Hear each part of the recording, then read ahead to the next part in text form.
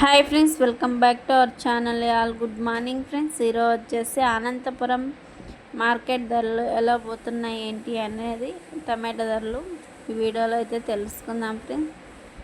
ఈరోజు మన ఛానల్ ఎవరైనా కొత్తగా చూస్తుంటే లైక్ ఇచ్చి సబ్స్క్రైబ్ చేయండి. అలాగే వీడియో అయితే చివరి వరకు అయితే చూడండి ఫ్రెండ్స్. ఈరోజు వచ్చేసి 19వ తారీఖు 9వ నెల 2025 శుక్రవారం.